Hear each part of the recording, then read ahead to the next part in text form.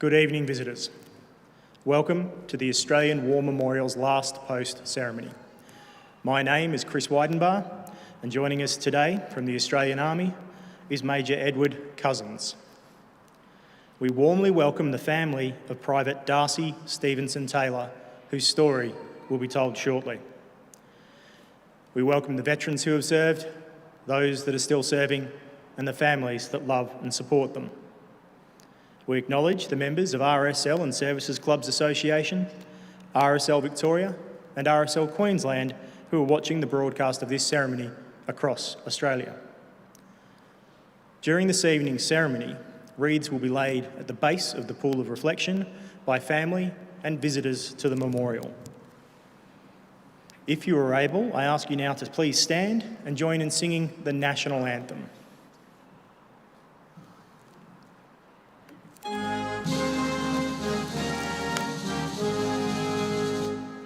Australians, oh, let us rejoice, for we are one and free. We've golden soil and wealth for toil, our home is girt by sea. Our land abounds in nature's gifts, all beauty rich and rare. In history's page, let every stage advance Australia fair. In joyful strains that let us sing, advance Australia fair.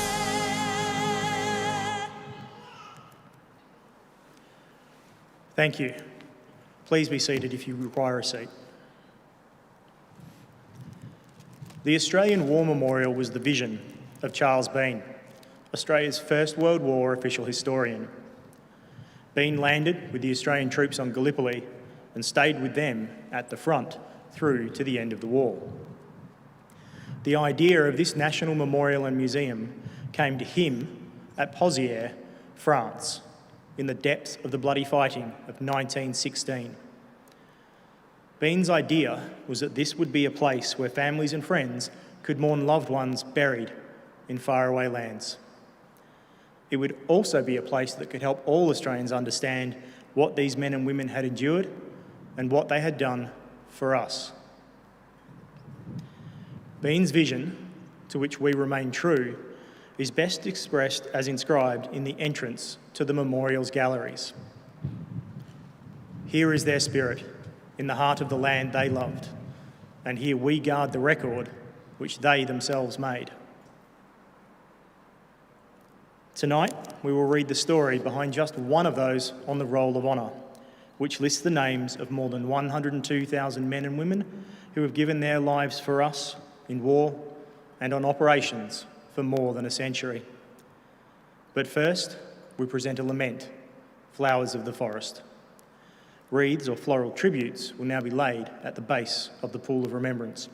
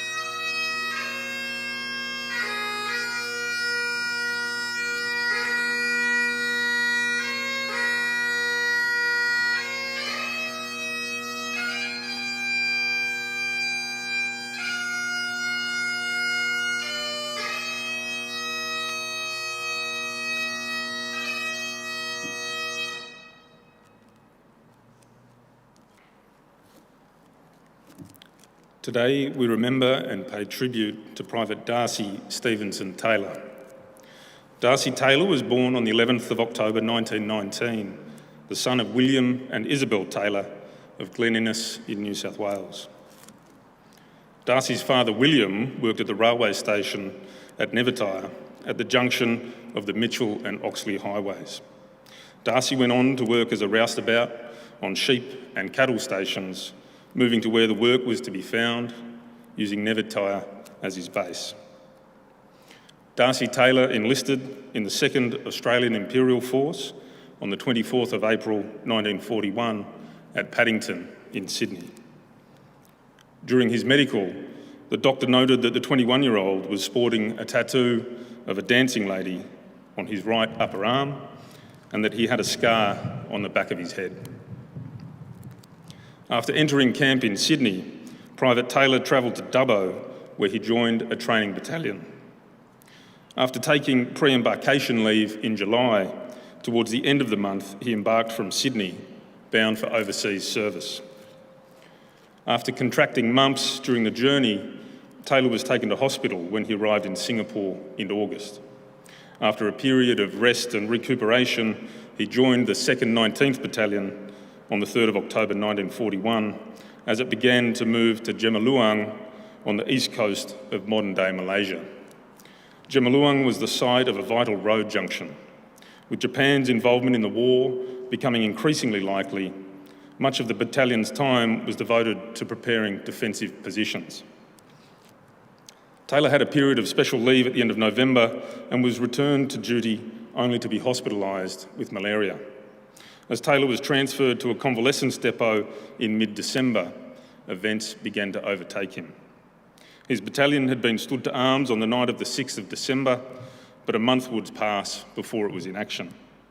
Portions of the battalion were detached to help form a special force deployed to delay the Japanese approach to Endau, and in mid-January it was redeployed to the west coast. The 2nd 19th was rushed forward to reinforce the 2nd 29th Infantry Battalion at Buckery and held the crossroad long enough to enable the withdrawal of the remnants of the 2nd 29th and the 45th Indian Brigade. But they had already been outflanked by Japanese forces and began a tortuous withdrawal through a succession of Japanese roadblocks.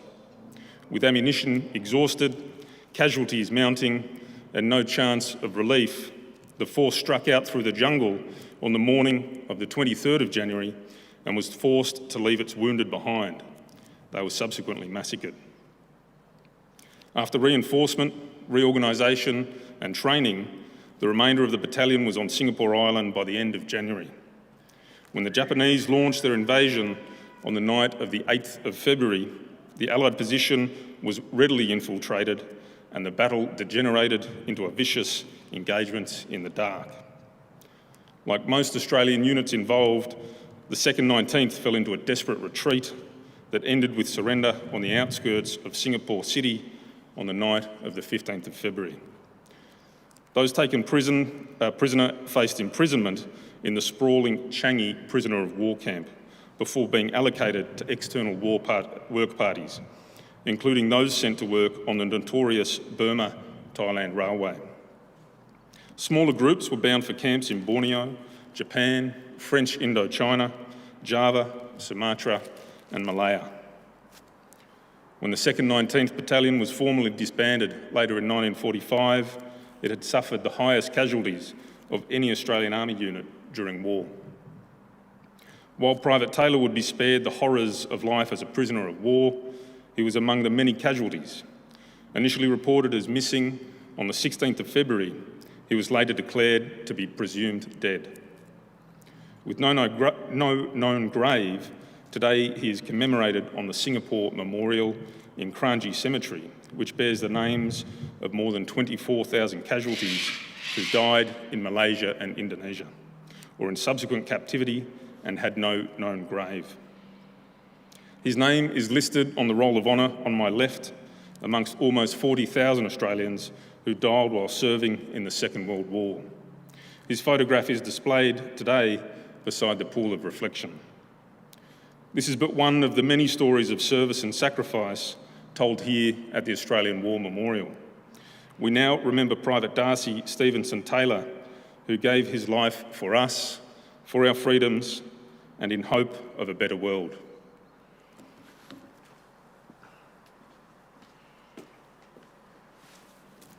Please stand for the reading of the Ode and the sounding of the last post.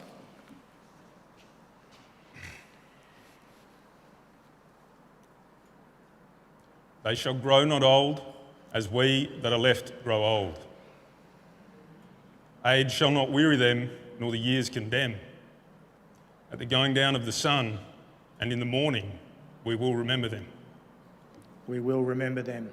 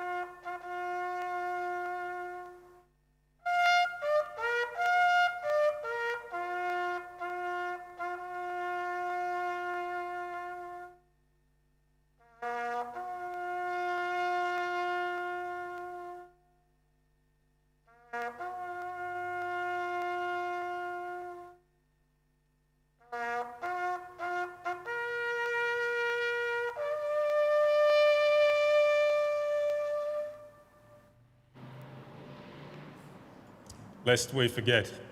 Lest we forget.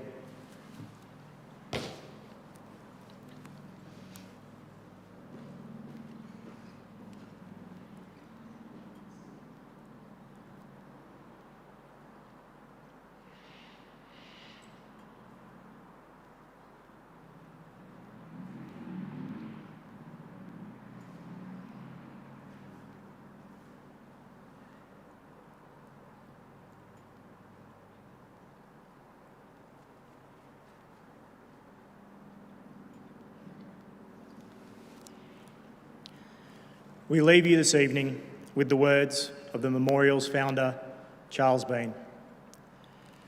Many a man lying out there at Poziere or in the low scrub at Gallipoli, with his poor, tired senses barely working through the fever of his brain, has thought in his last moments, well, it's over. But in Australia, they will be proud of this.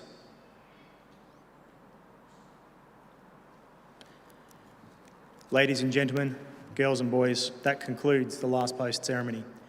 We thank you for visiting the Australian War Memorial and wish you all a very good evening.